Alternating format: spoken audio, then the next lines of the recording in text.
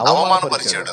అంతమంది జనంలో అక్కడ ఎగతాళి చేసిండు. పిల్లోళ్ళకుండా ఏంది నీకు చేసేది, ఏంది నీకు చేతైంది, పెద్ద మొనగాడు, నీ బతుకేదిరా, నీ కెపాసిటీ ఎంత, ఏంటి నీ పొజిషన్ ఏంటి, అవమానం.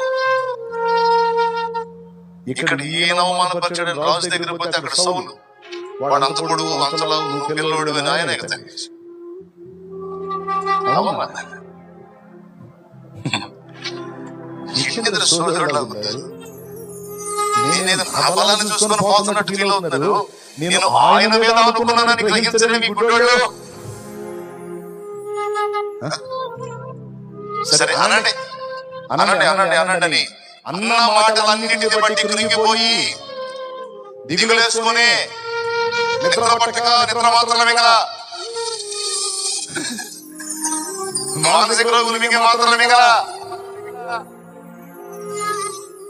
ఆయన వైపు చూశాడు. ఏంటన్నాడు?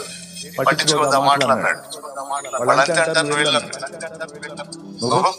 నేను నీకు తోడై ఉన్నాను. అయిపోయింది. పోయాడు, శత్రువుని కూల్చాడు. కూల్చిన తర్వాత ఏమనుంటాడు? ఒకసారి చెప్పండి. జనమంతా